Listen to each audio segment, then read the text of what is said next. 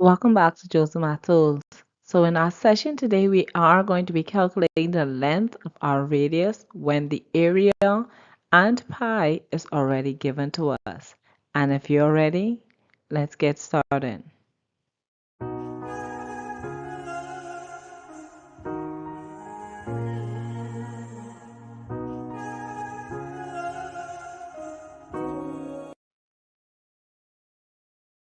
So in our example today, we are already given our area, so we will not be calculating the length of our area, but rather we are going to be working to find the length of our radius. Now for this question, I will be using the calculator because we're going to be working with decimal numbers, and usually typically for these type of questions, I think these are mostly given to the upper level students unless they're testing the skills of the junior high students to see their ability to divide a decimal number into a decimal number. But for this example, I will be utilizing a calculator.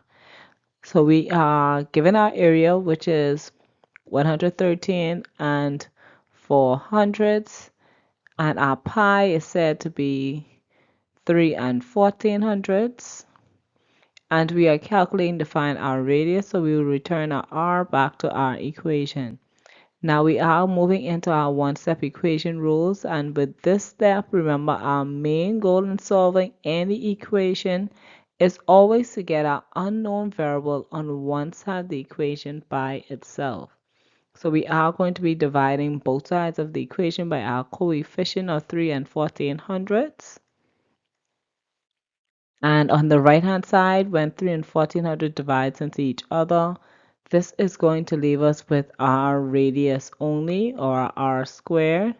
And then on the left hand side, when we divided 3 and 1400ths into 113 and 400, we got the quotient of 36. So we are now going to be calculating the square root because the square root will allow us to eliminate the square that's on our radius. And remember that if you take the square root on one side, you must do the exact same thing on the other side to keep your equation balanced. So the square root of our r squared will leave us with just r, because r times r is what gives us r squared, so that makes r our square root. And the square root of 36 is equal to 6. So our radius for this question is equal to 6 meters.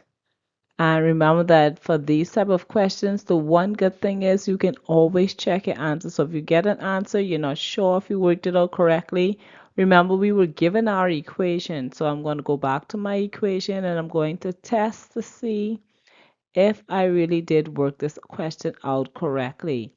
And I'm going to plug in all of the information that I got. Remember, I'm not, well, I'll plug back in my area as well, because remember that in solving these type of equations, the main goal is to make sure that both sides of the equation is equal. That's always so. Both answers need to be on both sides.